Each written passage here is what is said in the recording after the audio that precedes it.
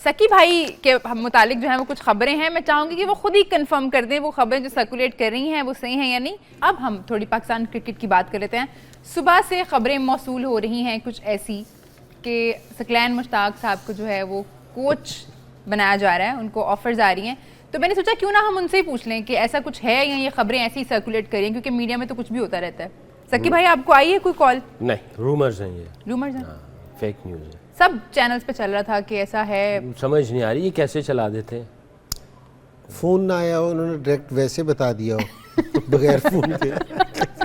आपने पूछा ना फ़ोन आया हो, जगह नहीं आया, फ़ोन तो नहीं आया। हाँ, तो हो सकता है इन पर्सन आके हाँ, बताया हो, in person घर आए हो। बुला के ये भी हो सकता है। ऐसा कुछ नहीं, मुझे भी मैसेजेस आए हैं, मैंने कहा ये फेक न्यूज़ है। फेक न्यूज़ है। हाँ। अच्छा सकी भाई, मैं आपसे ही जानना चाहूँगी, इतनी खबरें चल रही हैं कि हम जो अगली हमारी सीरीज़ है न्यूजीलैंड जाके हमें खेलना है, उसमें नए लड़कों के चांसेस हैं, हो सकता है पुराने वाले जो हैं वो खुद रेस्ट कर लें या उनको रेस्ट कराया जाए। तो क्या लगता है कौन से ऐसे प्लेयर्स हैं, बिकॉज आपने रिसेंटली काम किया लड़कों के साथ, आप चैंपियंस कप को देख रहे हैं, तो उसमें क्या लगता है हमारे पास है इतनी गुंजाइश कि हम इनको रेस्ट कराएं, नए लड़कों को लेके जाएं, बन जाएगी हमारी टीम?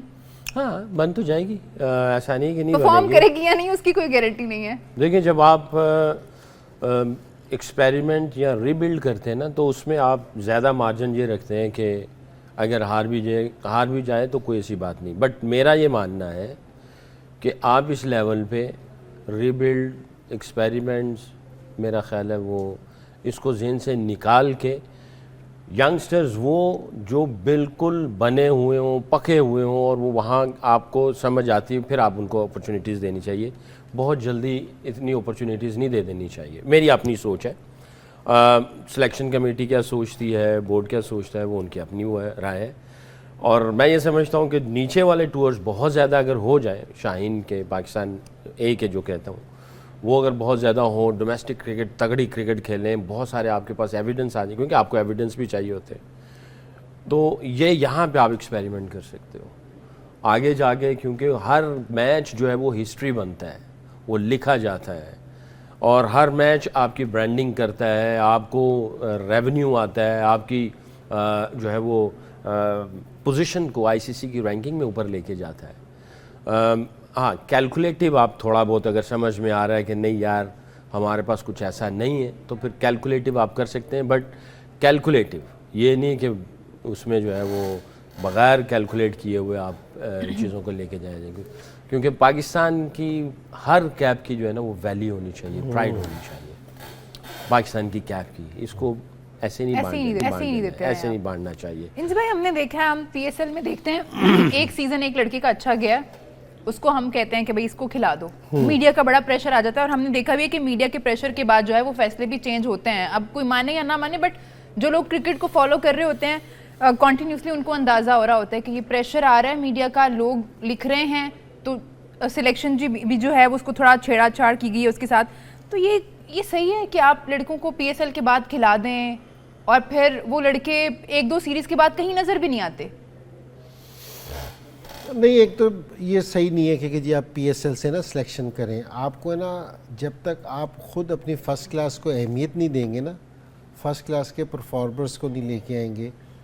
पीएसएल भी हमारा एक इवेंट है जिससे हमें ये पता चलता है कि लड़का टीवी पे आके, लोग जिस टाइम बैठे होते हैं, प्रेशर वाले मैच होते हैं, उसके टेम्परामेंट का पता चलता है। ये भी बड़ा ज़रूरी है, क्योंकि जी पीएसएल को हम बिल्कुल इग्नोर नहीं कर सकते, क्योंकि जी उसको बिल्कुल ही कह देंगे कि नहीं जी पीएसएल, लेकिन उसकी फ़र्स्ट क्लास की परफॉर्मेंस भी देखनी चाहिए और उसको फ़ौरन नहीं खिलाना चाहिए। अगर अच्छा है उसको आप नज़रों में रखें, उसको तैयार करें, जिस तरह ये भी सकलैन ने कहा है ना कि उसको बिल्कुल तैयार करें उस चीज़ को, ताकि वो फिर जिस टाइम इंटरनेशनल क्रिकेट में आए ना तो उसको फेलियर का झटका ना लगे, क्योंकि जी वो आके फेल हो गया। ये ज़रा थोड़ा सा जो उनसे ये कहते हैं ना कि रीबिल्डिंग प्रोसेस है, ये जूनियर हैं, ये सीख रहे हैं, ये ज़रा मेक श्योर करें कि इस चीज़ को, क्योंकि ये परफॉर्म करने की जगह है। आप परफॉर्मेंस के साथ सीखते हैं, ये नहीं है कि जी सिर्फ आप सीख रहे हैं और चल रहा है काम। दुनिया की कोई टीम भी इस तरह की सिलेक्शन नहीं करती कि जी वो हारने के बाद कभी किसी का सुना है कि जी हम सीख रहे हैं। जो सीख रहे हैं ना, जो वो फिर इधर ही रहते हैं, और जो परफॉर्मेंस करते हैं, क्योंकि जी परफॉर्म करने हंसते हैं। ये पहले भी एक दफ़ा जैसे मैं कप्तान बना था तो ये इन्होंने रीबिल्डिंग प्रोसेस शुरू किया था, तो वो सीरीज़ में लड़का 18 करता था, 20 करता था, वो कह रहा है जी सीख रहा है, रीबिल्डिंग प्रोसेस है। तो मैंने कहा भाई जीतेंगे किस टाइम? अगर लड़के के जहन में यही डाल दिया, तो मैंने कहा कि उससे कहोगे ये परफॉर्मेंस की जगह है, परफॉर्म करोगे तो यहाँ स्टे करोगे, बगैर परफॉर्मेंस के स्टे। ये बात है ना, जूनियर के लिए भी है और सीनियर के लिए भी है। ठीक है, बाद में हम सिर्फ जूनियर पे अप्लाई करते हैं, सीनियर पे अप्लाई नहीं करते। लेकिन ये मेक श्योर करें कि ये परफॉर्मेंस की जगह है, जो परफॉर्म करेगा, और परफॉर्मेंस किसको कहते हैं? परफॉर्मेंस इसको नहीं कहते कि आपने 70 रन किए हैं या आपने 5 आउट किए हैं। ये लोग ज़रा समझे इस बात को कि इसको परफॉर्मेंस उसको कहते हैं जो टीम की रिक्वायरमेंट है।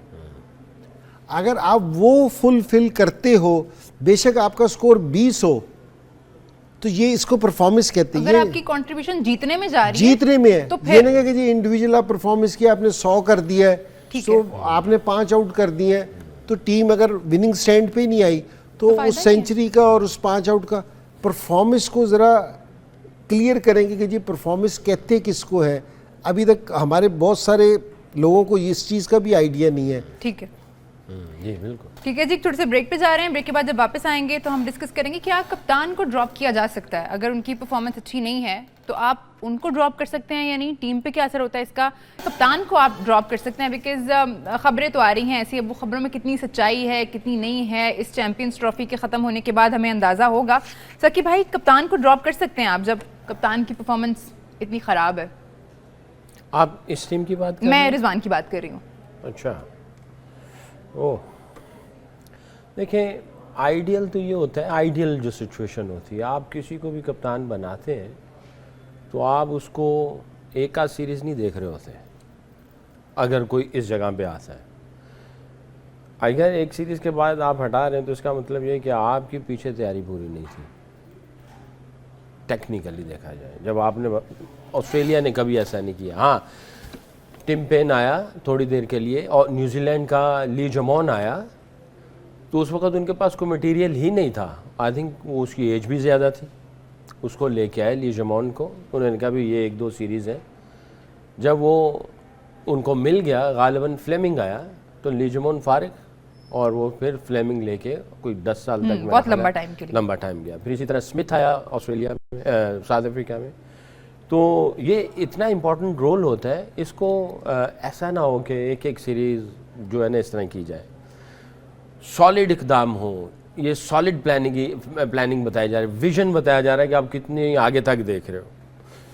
और अगर आगे तक नहीं देख रहे हैं तो फिर हमारे जो है ना वो शॉर्ट गोल्स रहेंगे, हम लोग सीरीज़ बाय सीरीज़ देखते रहेंगे। तो क्या आया, सीरीज़ बाय सीरीज़ देखना है, ठीक है, या इसको लॉन्ग देखना है? आपको पीछे से सारा प्लान करना है, बस फेस नहीं हटाएं। सकी भाई का ये कहना है।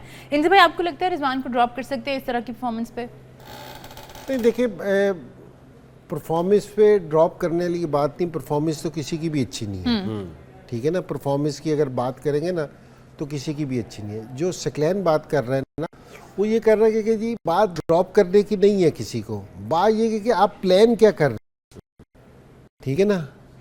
आप रिजवान को हटा दिया, दूसरे को कप्तान लिया, न्यूजीलैंड हार गए तो फिर उसको भी हटाएंगे, ठीक है, फिर तीसरे को लेके आएंगे। ये नहीं है, आप प्लान क्या कर रहे हैं। जिस तरह इसने स्मिथ की मिसाल दी ना, स्मिथ को बहुत यंग एज में ले आए थे, लेकिन उन्होंने फिर उसको ना कैरी किया। शुरू में उसको फतवात नहीं मिली, लेकिन उनको फिर लंबा किया, फिर उन्होंने 10 साल उसने कैप्टनसी की। आप प्लान करें बैठ के। मैं ये कह रहा हूँ कि जी ये आप है ना रगड़ा ना लगाएं किसी को भी, किसी भी कप्तान को तो छोड़े, मैं तो किसी स्टाफ को, किसी कोचिंग स्टाफ को या किसी सिलेक्शन स्टाफ को या प्लेयर्स को, आप पहले आराम से बैठें और सोचेंगे कि जी हमारे पास हमने करना क्या है, हमने जाना किस सिमत में है। जिस टाइम फिर आप डिसाइड कर लेंगे ना ये चीज़, तो आपके लिए बड़ा आसान हो जाएगा कि जी आपने किसको रखना है और किसके साथ आपने नहीं जाना, ये आपके लिए आसान हो जाएगा।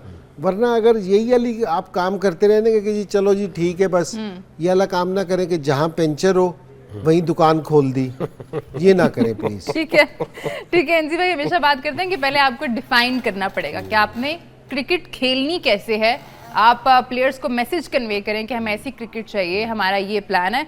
तो ये सब हम डिस्कस कर रहे थे। कल भी बहुत इंपॉर्टेंट मैच है, कल इट्स इंडिया वर्सेस न्यूजीलैंड। फिर डिसाइड होगा कि कौन सी टीम जो है सेमीफाइनल में दूसरी टीम जो कौन सी होगी इसका सामना करेगी।